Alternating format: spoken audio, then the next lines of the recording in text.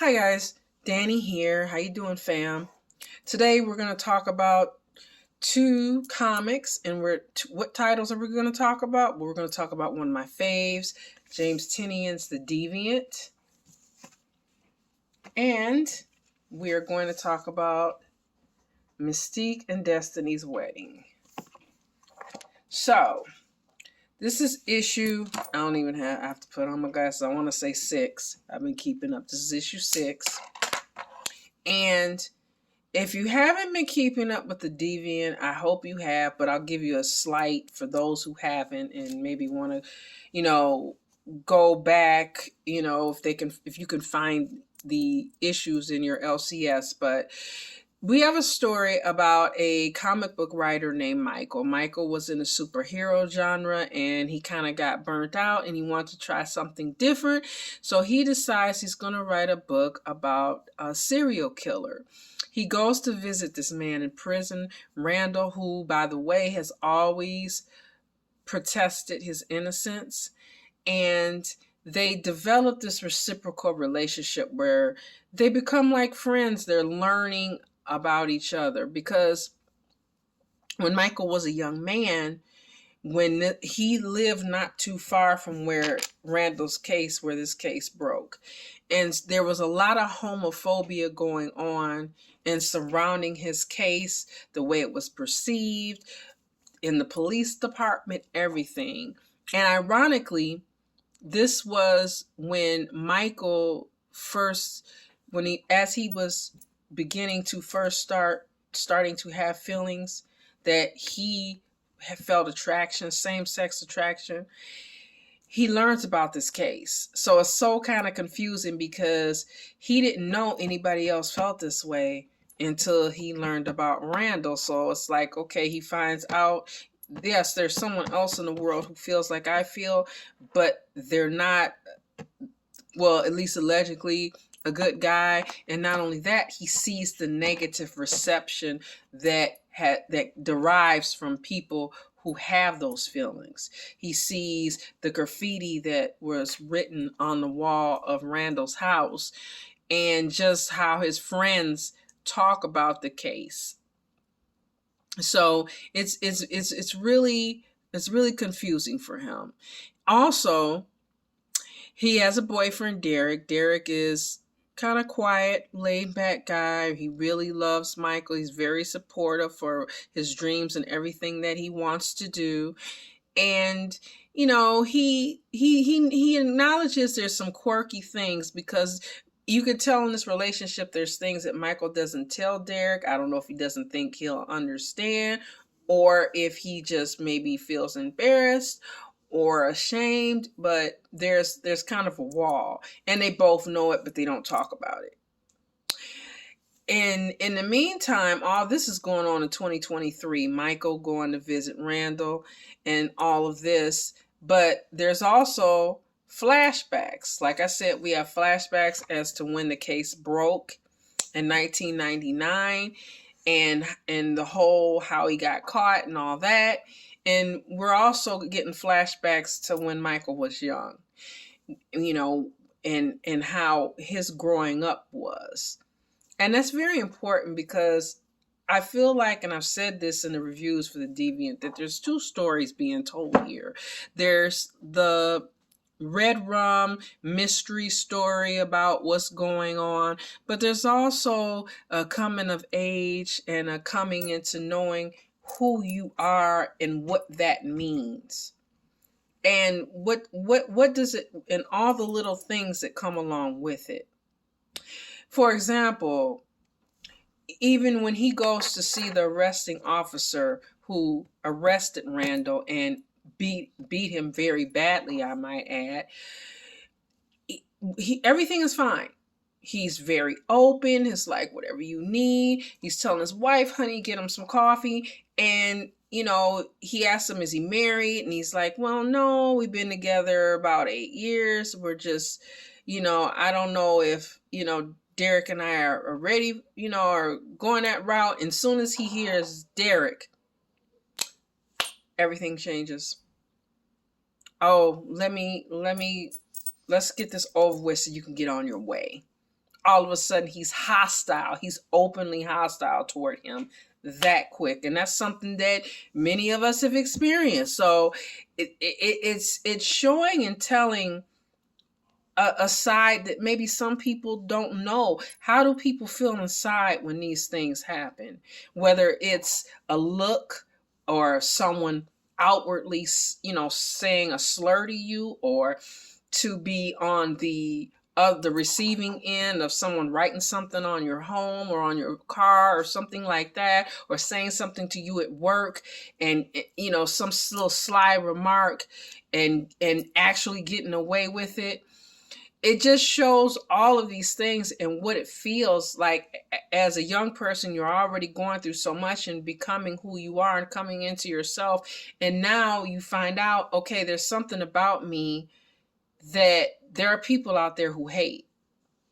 And this may cause me a lot of issues it now and in the future. And that's frightening. So it's just there's a lot of pieces going on here, and we see it all throughout this story. Like I talked about the police department, where even we're going to talk about in a second how that hasn't seemed to change that attitude. Now, issue 6 opens up with the last issue. Michael was arrested. His license was found at the scene of a red rum. I'm going to say this, I'm not a big fan of the whole, word thing, but I do try to be careful because I use multiple platforms and things change. So we try to be careful. So if you hear me say red rum, if you don't know what that means, just invert the word, or remember, if you're a Stephen King fan, you know what I'm talking about. So anyway, his driver's license was found at the scene where red rum was committed. And also they found the actual Santa Claus suit, bloody Santa Claus suit, in his closet. So it's kind of like, okay, you did this and you left your license and you hang up in your own personal closet, the suit. So his parents are talking to the lawyer, and it's really like contrasting attitudes with them, how they're perceiving it, and how Derek is perceiving it. Because you get the impression with the parents, it's basically like, okay, the state's case is so strong. It's almost like I think they might be ready to do a plea like right now before we even get there. And there also seems to be a hint of they think he's guilty, which really bothers Derek. And, he's like, you guys are acting like he's guilty. You're not even trying. I want to see him. And the father's like, well, we need to sort this out. Give us some time. Give the family some time. In which Derek's like, I am family. I've been in your son's life for 8 years. I was there the night he was arrested. He hasn't even seen you guys. We haven't even been visiting you. He hasn't even talked to you in 3 months.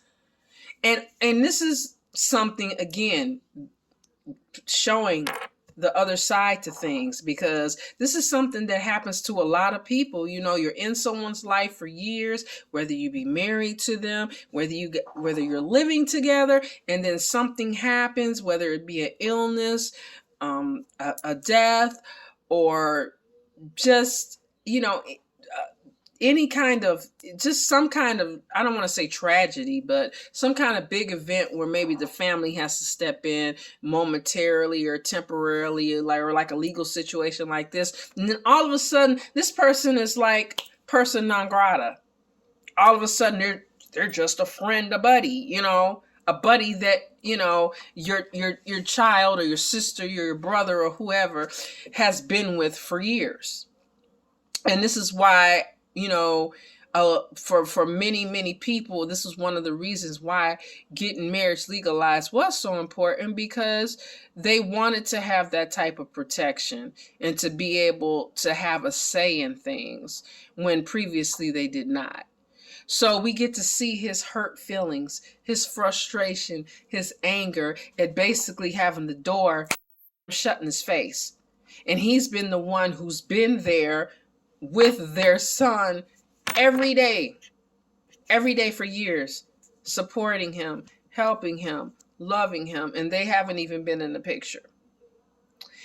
So, I mean, again, a peek through the glass. So he's upset, and he goes and he's talking to his friend, and they meet in a bar and they're talking, and he's basically his work wife, and this friend he talks to, and you get the impression that he's kind of like, if you saw the Ted Bundy story on Netflix, like Lily Collins' friend, kind of like, I don't know, I mean, this seems, his behavior and all the things he says, don't you think this kind of fishy?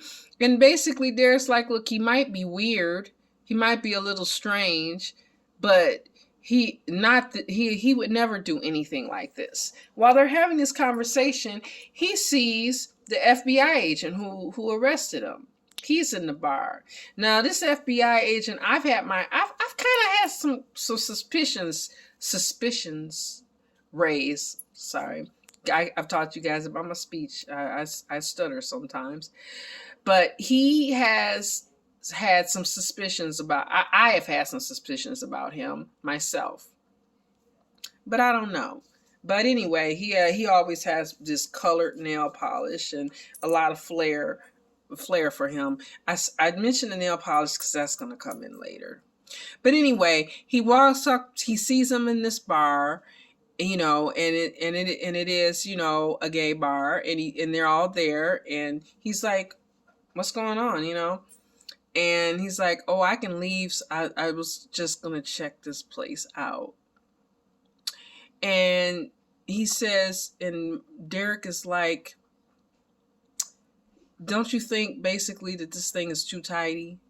Like, why would someone do this and drop their license right there at the scene and then hang the clothes up right in their own closet?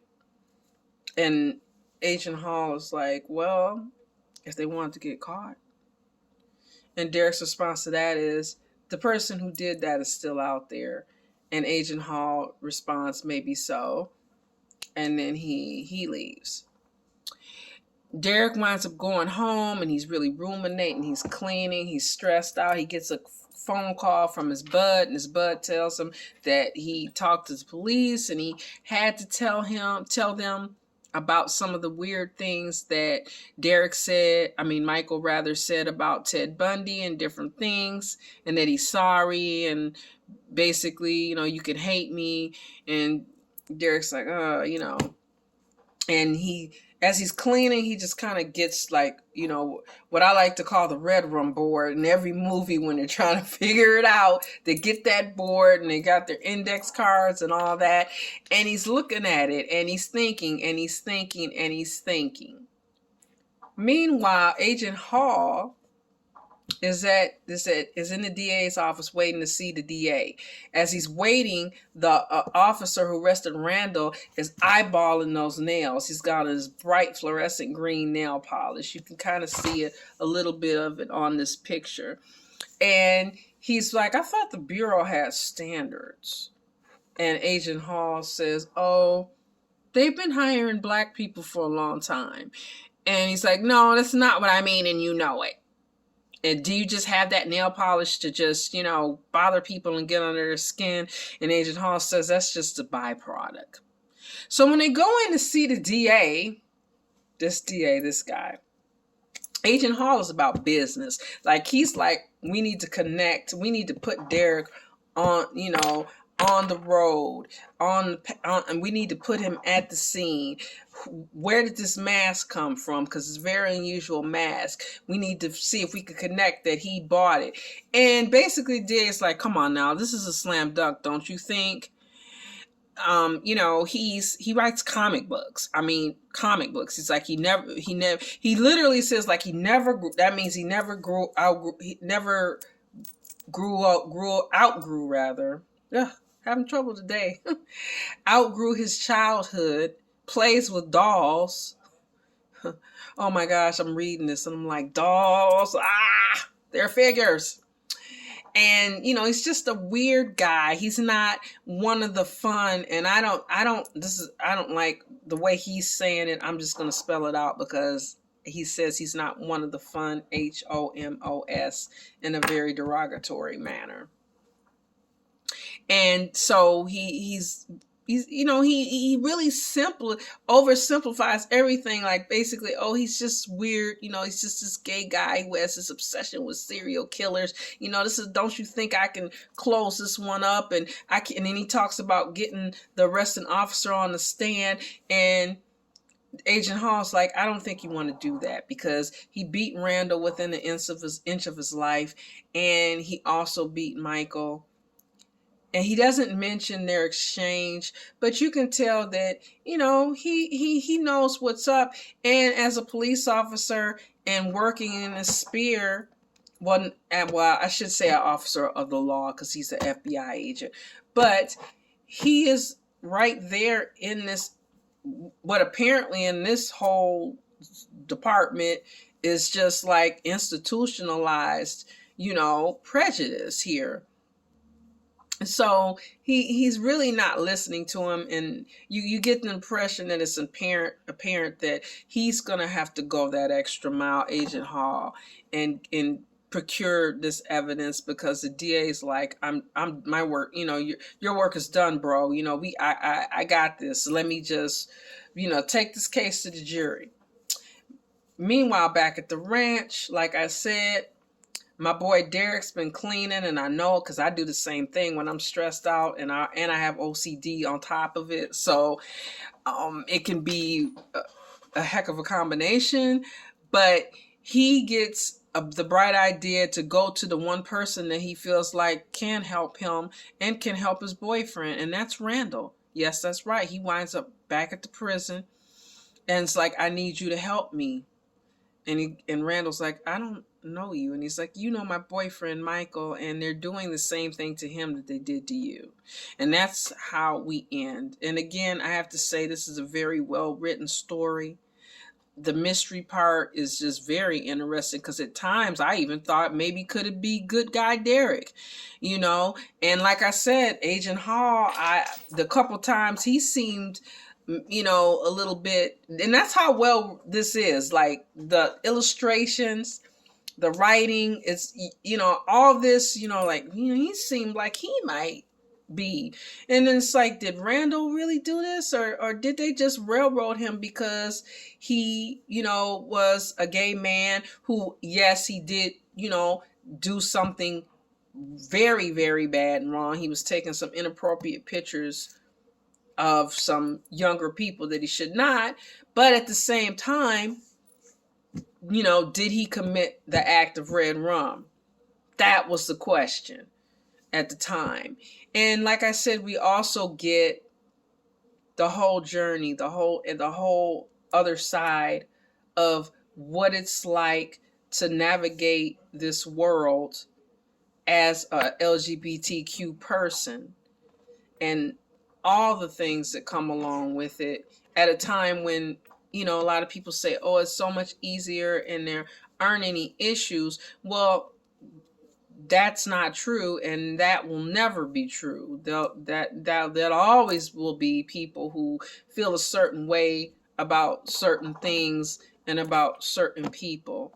And also, as you're growing up and stuff in that journey, and growing up at the time, he grew up in 1999. Like in 1999, when we're looking at him, I would say it looks like he might have been maybe 10, 11, give or take.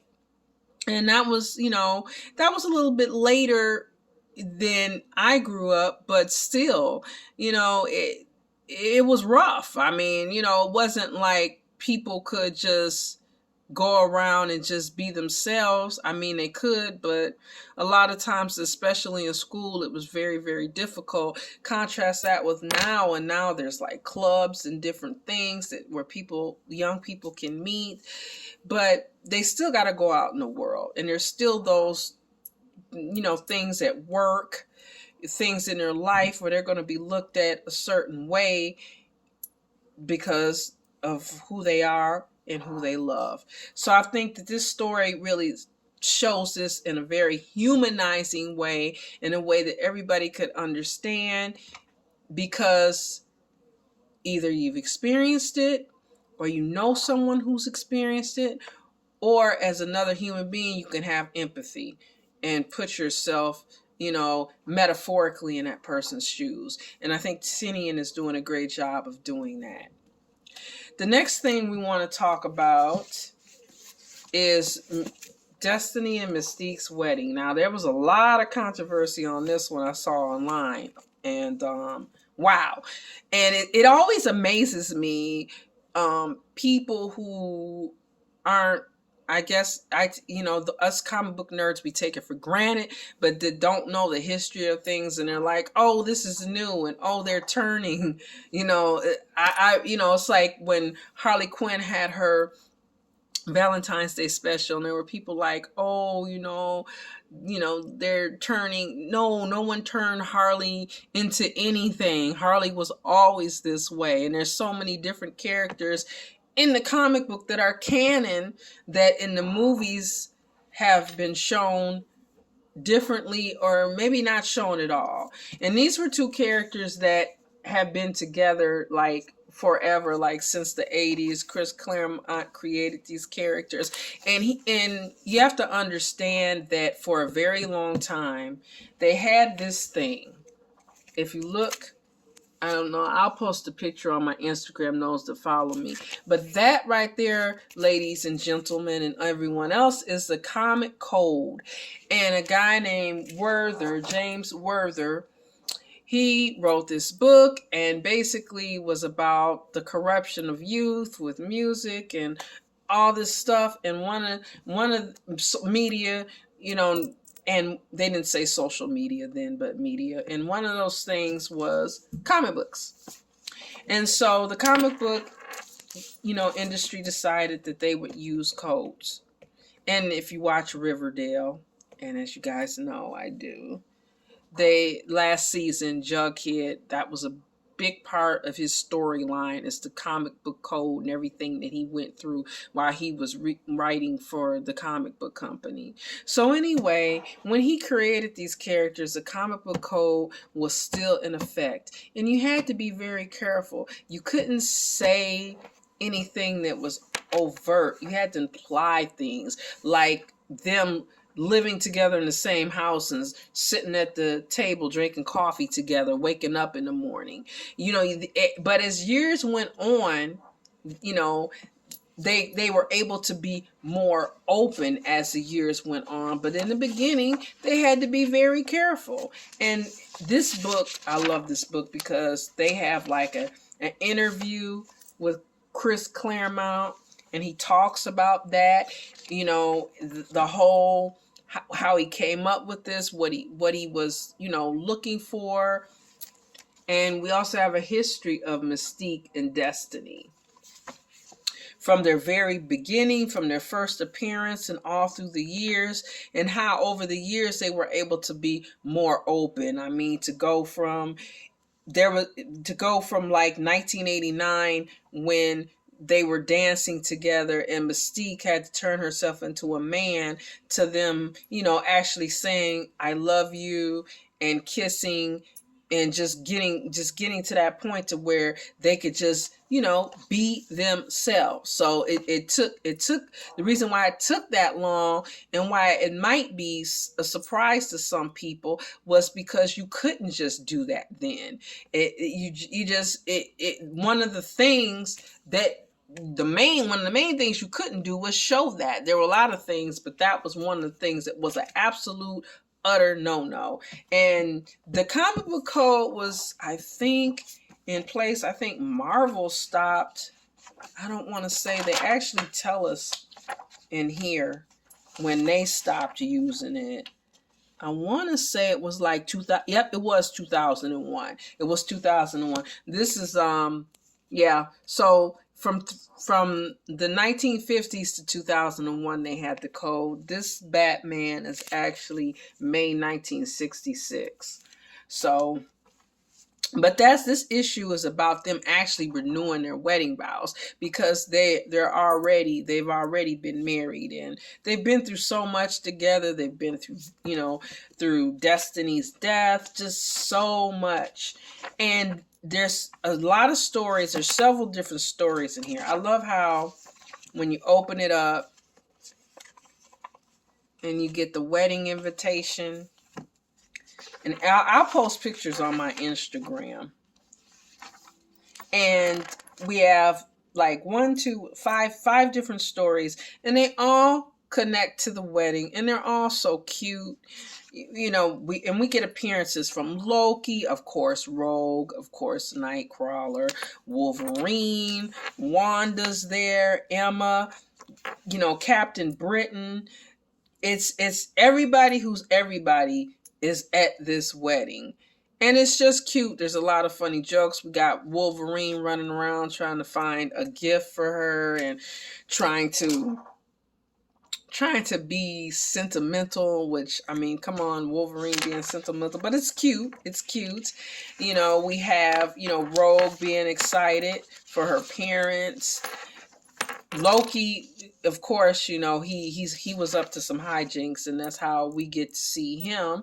And we even get a funny ending, because the ending of the book, I won't give away the ending. That's why I'm not really going over like specific stories in this video for this, because I think that it would be better if you want to if this is for you.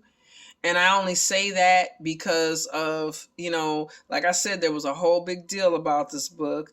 But for those of us who, are into it, I think this would be great. I think there are a lot of cute stories in here. And, I know it sounds like I'm kind of rambling, and maybe I am, because I don't want to give away too much. Because I like being surprised about it. And basically, I mean, when I say for those of us that are interested in, I mean, if you're into Mystique or Destiny, or Mystique and Destiny, then this would be a book that you would want to get. If you aren't into them, or you aren't into the X-Men, or all, certain X-Men or X-Women, whatever you want to say, then this might not be for you. That's the only reason why I say that, because I don't want to say it in any other way. But I think there's no way you can't talk about, certain things, because they're just part of life. So I just thought it was great that, I mean, even though it took a long time, but that we're able to see these two ladies like celebrate themselves in this way. And it was very interesting reading about their journey from the very, very beginning, and what Chris Claremont, what was going on in his mind, and how he, the little tricks that he used, little words, little looks, little the artwork, the illustrations, to show this relationship without really showing it. And so that makes it even more, I think, awesome. Kind of like the old movies, because there's so many old movies where, like, for example, Alfred Hitchcock's Rope. They were lovers. I mean, but they couldn't say that then. They couldn't even express that then. But I don't know, there's no way how you can actually watch Rope and not figure out, okay, these two guys are together, But I mean, back then, the movie would have never been made. It's just the way it was. So, like I said, I loved this book, and Mystique is always one of my favorites. She's a dream. It would be a dream to cosplay as her. I really want to do that one day, and I really plan on doing it. And I like their outfits. I'm a big fan of suits. And I really was digging Mystique's suit. I thought, I mean, I would totally rock that suit. So I thought that was awesome. In conclusion, I really enjoyed both of these books.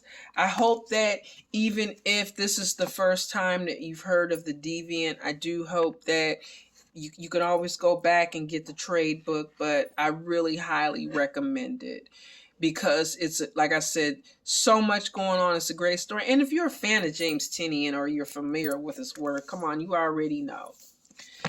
As always, I love you guys. Let me know what you think about the Deviant. Let me know what you think about if you got Mystique and Destiny's issue, the wedding special. Let me know what you think about that. And as always, stay different. Talk to you guys soon. Bye.